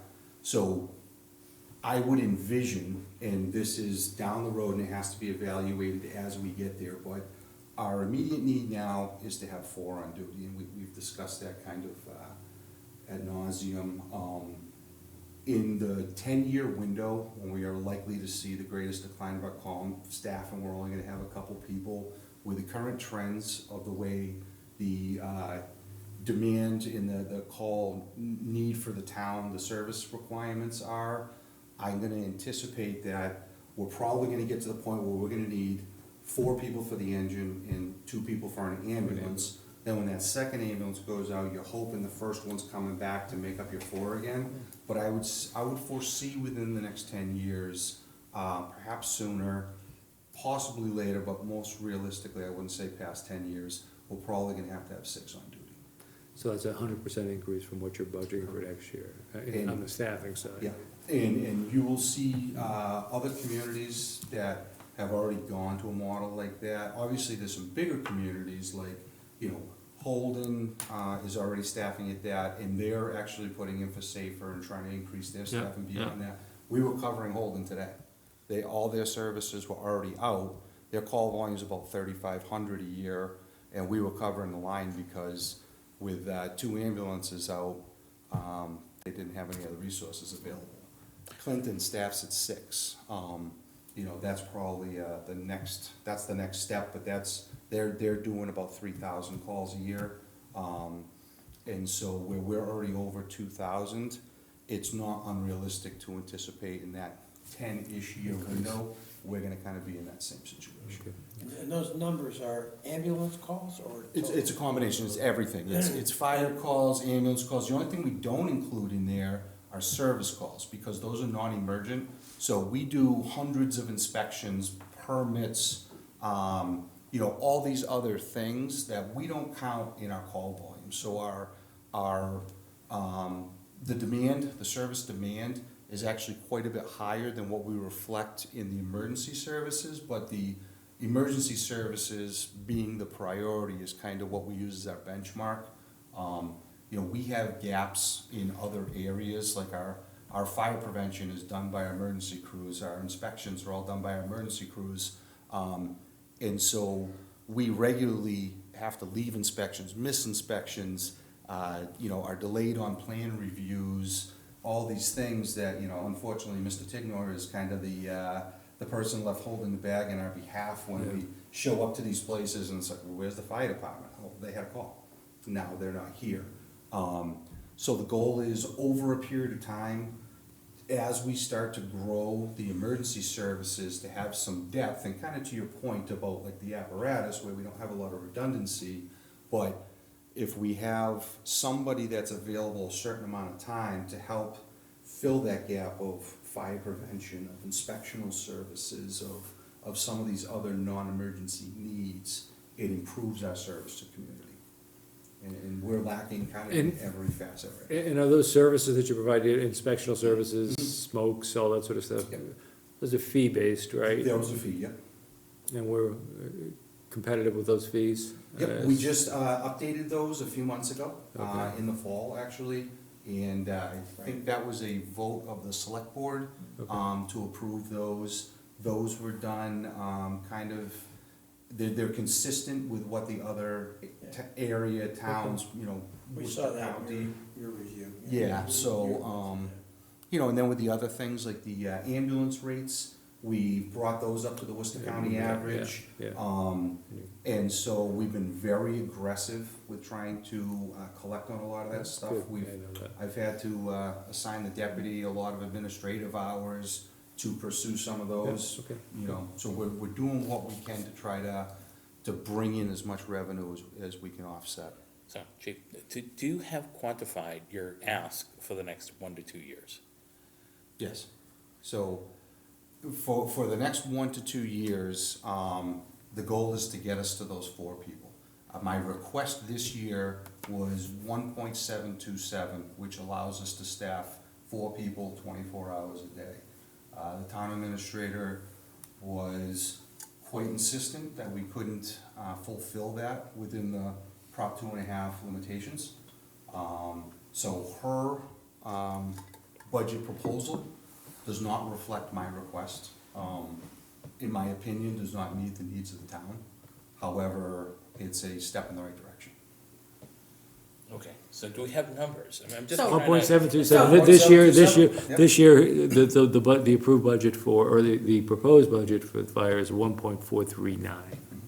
So, Okay, so we're talking another 400K ask for next year. and that, 300. So I think it's important to point out too, that the ambulance receipts, this is not all just coming from the tax levy. That Right. there's a lot higher ambulance receipts included in this budget. I think it's 650 total. 620. and just to put it into perspective, Ray, I mean, the police department's funded at $1.8 million. Correct. Sure. So actually, if I could just show that slide, Yeah. so, 'cause I think it's helpful. So the chief has identified 3 other communities that are comparable. I'm gonna spin it around. Oh, really? I think we saw that on a per capita basis. Is that the slide on a per capita basis? Nope, It's, this is a different No, one. different, this is by budget, how much, police, yeah, not to make public it a safety. blue v red argument, No. but, Thank you, that's good, yeah. I think I'm double parked, so you better not. but just to show, So I think the gist of it, just to talk about, she's looking, the gist is that in most of our comparable communities, police and fire budgets are within a very small margin of each other, respectively to the community. And so what you'll see here is, the identified towns are West Boylston, Rutland, Sterling, and Westminster. All very similar in population, demographic, regionalization, so Westminster Police has their dispatch included in that budget, so that kind of accounts And for that that's on the police anomalous side, bump. yeah. Yep, But there's still, that's less of a gap than So- we have even. and they're in the neighborhood of 1.8 on their fire budget. I have that on the one before. Okay, so Sterling, both police and fire are in that caliber. And then, So these are the, 13 full-time in Westminster? yeah, and they're at 1.85. yeah, and they had just gotten, Wow. yeah, and then, so Rutland, the thing that's missing on here is they have 3 members currently that are on that Safer grant, so it's not reflected in the budget. So their budget's in the 1.3s for 1.3, this I year. think, The request, I think, was in the 1.6s, because those members are coming off of And they have the 12? Safer grant. And then, our police are at 1.8. 1.8, Yeah. and we were just over $1 million. So it kind of shows that divergence of where West Boylston Fire is not only below where the fire departments of our comparable communities are, but we're out of balance with that general police to fire kind of equality across these different communities, and we're enormously low. So, Jen, have you looked at netting out the increases in revenue receipts versus the ask for additional personnel as far as No, what the net budget increase is looking like for For- fiscal '25? For 25, no. I mean, I think that the increase in the receipts is too new, Yeah. that we don't really have the Don't data have a all the trend. way through, because, I can show a little bit of it without, so basically, we want to take kind of a conservative approach with that, only because it's not guaranteed money and it has no history, no trend to Right. show that that would be consistent. What we- Chief, it's not necessary to try to pull that out. I just, Yeah. It is we've been heavy talking overage. about operational overrides. We've got the schools that need more, and fire is asking for an expansion, and we talked about police, and just trying to mentally add this up. And so one of the things that I do want to point out is that the large increase to the fire department budget this year is not those 3 staff members alone. Right. So, there's large increases in costs as well. And I think you heard recently when doing the reserve transfer, that's cost related. So that's one of the items that was increased in addition to the 3 staff members. The other item that was increased, is that although there were, times given off in the collective bargaining agreement, the backfill was not budgeted. So you have to, if you're giving X amount of vacation time, you have to incorporate the backfill. And so, the chief didn't actually, even in this budget, fully reach 100% backfill. But he moved closer to what reality is. So I just think that that's important to note, that it's not just the staff driving this, because if we see decreases or stabilization on the supply side, then perhaps the additional staff members won't be as burdensome as they are this year, because it was more across the board increase in fire this year. Right. Thank you. It's helpful. I hope it answers your question. It does, I mean, yeah, we got some, so I mean, we'll have to sit down and just kind of strategize on what kind of a message we want to send, because, we're hoping we can Eke out another year? eke out another year operationally. Capital, I don't know that we can, I mean, I think, we're going to have to look at putting some, items For exclusion? into something to, for exclusive purposes, but, we don't know what those are yet, unless you guys had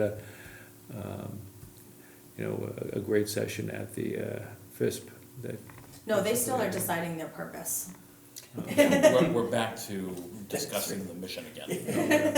You asked me if I wanted to stay. I But said, no. despite that, I was advocating that we have a financial strategic plan, and Jen's gonna be putting some numbers together for Yeah. that meeting to at Okay. least talk about how do we dovetail consequential structures into the debt financing that the town can handle. Right, and I think that they still need to decide, like, there's kind of a split in philosophy.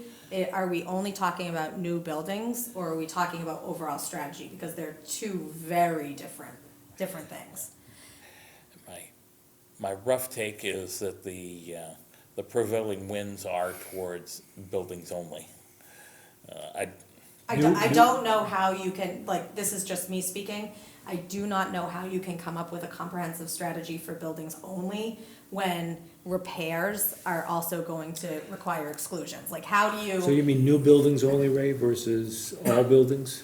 Just buildings, not dealing with any ancillary costs. Mechanical, like the library, for example. That would not be something. No that would- maintenance, no long-term maintenance So you mean like schemes or the- plans. The or school- budget. the school boiler The would not library be- would not be under considered. their, under FISP. And so how can you evaluate when is an appropriate time to go out for borrowing for a new building if you're not incorporating general What's borrowing needed position for- overall? I think that they still have some work to hammer out on that, but they Well- haven't met, in fairness, for almost a year, so.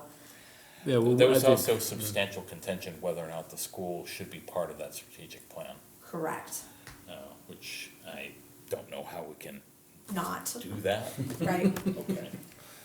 I think it's gotta be all, and I think, again, I think, feel free, Ray, because I know you're on that board, but I mean, certainly if you need any of us to come and reiterate that, kind of, message, I know you've got two strong proponents, but nonetheless, I think it's really important. I'm almost thinking at this point that some low dollar value outside help to help the town develop that strategy would be useful. I was thinking words coach Yes, to help, yeah, help frame the thought Yeah, and that might be process. what it takes, is somebody who's outside, who's not interested necessarily, other than on a project basis, but.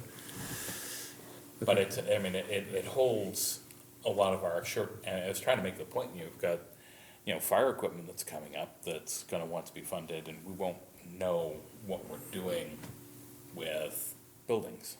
I don't know how we make that decision. well, and I think FY 25-26 has a $5 million ask for the schools, right? 25-26. 24, 25. 24, was- 25, I think is what they wanted, because they're looking to get going now, because that was. No, they took it off of this year's. No, I know, but I went to the last capital meeting, well, I don't know if it was the last one, it was in April, and, the chair, Jim Pedoni, asked me, what do you need for us to get on, to get that, and I said, we need something hard cost, some bids, that's what we need for what you're going to get done. And I think that's, again, a discussion that should be had in concert with other interests in town, simply because what you're doing may dovetail with what the Right, ADA is exactly. doing, with what, all that stuff, and it just, so But that's. if FISP wants, if, my opinion is that if FISP sees their role as a municipal building committee, that they're just interested in municipal buildings, like, usually that's done on a one-by-one basis, where there'll be a fire Yeah, out of the department ground building and stuff, committee yeah. that forms and then collapses. But if that's how they see their role, then I think that overall capital planning for everything, unfortunately, really comes back to you all. Well, that's where there's a real disconnect. The schools are coming to us asking for this capital purchase. We don't have a means to fund it. Other than exclusion, yeah. And so right. it's gonna have to be debt exclusion, which is a process typically driven by the select board. If we have a discussion and it's decided that, FinCom will drive that process, okay, but we're not close to having that kind of clarity. No, not for a discussion on the debt exclusion next year. We'd be really in it right now. And I suspect the select board would want to be the one driving that discussion, so if they're gonna become a municipal buildings committee, there are some other logistics they're gonna have to get assigned. Yeah. Okay. Anything else for Jennifer and Chief? Well, it's just the assessor's item on the budget. Oh, the assessor's item, You I can have that pass on the over that agenda. this evening. Pass over, beautiful, thanks. Thank you so much, very glad to hear that. Presentation, so I don't know how far we wanna go on that tonight, it's, Tick, tick, tick. 2 hours. And feel I've this got, opportunity I to did- exit, stage yeah, left, I'll get you yeah. that info on the, health insurance. in general, all I can say is I'll be back to you on the presentation before, Oh. so there won't be any You surprise. can steal any of my slides, And data. I may just do that. I did post a draft of, essentially what I did was just kind of assemble our last year's, and then I have a lot of We red. already drafted it. Well, all I did was take last year's presentation and then put a lot of red comments in there, because last year we had a lot of good things to say. I'm not so sure we have a lot of good things to say this time. It's very unorganized, it's up in the, whatever, the Google Drive. I also have copies. You can barely read them, but it's not, take them with you.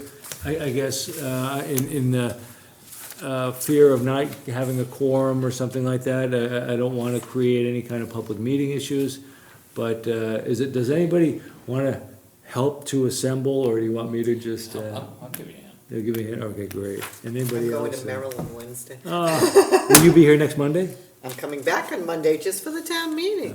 You are the Dedication. best, you are the best. I'm coming, I'll be here Monday. I'll offer the same comment as last year. I think these complicated slides, Keep it simple. yeah, bullet points. I Yep. don't, I mean, you know, you gotta, what is that? That's just showing well, you can't really see it on this Yeah, I one. know, and But that's. what I was showing, that's a draft, Pete, I'm not good Yeah, with. no, I know, I'm just. With the graph thing, but what I was just trying to do is show that state aid is not keeping pace with our budget increases. That's all it is. And I don't know, I can just go. Jen had a talk to that, right? Yeah, so I might be able to grab some of her stuff, Pete, and I believe in Theater. and what I'll do is I'll circulate, as I update drafts, I'll circulate it to you, just respond to me if you would, all right. that would be great. And Ray, I'll work with you, and if anybody else who wants to jump in, fine, I because mean, we're not making it any can't be decisions. a long It's not gonna be long. presentation. Yeah, So the it can't be. I just do- consequence is, 29 if hours. you've Like, got- well, so there's if you've a- got 5 slides with bullets, that's That's, about all. yeah, you and can do. this includes all the stuff, so last year, we had a lot of stuff in ARPA, I was not going to include any of that this Okay, year, I good. think that was 2 or 3 slides. I mean, another way to So- say it is she's put all her slides on I can, on the I'll, town website, right? I mean, I'll so pick you and can choose. tell people, Yeah. you know, if you want the details, it's there, Yeah. go find it. Yeah. But, you know, here are the key points. okay, Well, but I think the overarching theme here is, we've been sounding the alarm bell for years that there's a day of reckoning coming. The message this year is, it's closer, Well, I think, both on an operational you and know, a you might debt. as well blame inflation. I mean, we've gotten to the point where we've been worried and worried and worried, but we haven't had any significant cost increases, but now we do. we do. Now they're here. They've arrived. And there's no avoiding them. No, and there's no, I heard a great, analogy today, or I don't know if it was an analogy, but it was someone was talking about the fact that real wages Yeah. are actually, have actually gone down Oh, yeah, that's right. in the last 3 years, even though Not in the last year. companies have paid up significant increases You wanna make a in point? wages, so We're giving both are 2%. getting hurt, In this town meeting, we're giving 2% right. COLA. I got 8% in social security, Yeah. okay? So, But. you the- know you're gonna do But that there- extra 6% and more. Yeah, It's coming. I mean, it's, As soon as that contract's up, it's coming. yeah, well, I mean, I don't know. So, Well, okay. no, I mean, it's, people's wages can decline, but, you know, they're there's a not gonna bus decline. strike in Marlboro. They're not gonna There's, decline, huh, though. you They're know. not, people's wages are not declining, they are going up, but they're not going up at the same They're- rate that the costs that Right, these but people are. their purchasing power is declining. Declining, And that's the way to put it, yeah. is purchase power is. And it's the same thing going on here, and costs. Significant. And whether we're a consumer of goods as a town, because we're still buying things that are, required, you know, that's gone up, so Services. we've lost our We buy services. purchasing power because your taxes haven't gone up enough, Exactly. so. All right, well, I don't know what your availability is, Ray, we can talk after the meeting, just, Well, we can close the meeting now and then talk. That's great. So do I have a motion? I have a motion to adjourn. Second. Further discussion, hearing none, all in favor? Aye. Great.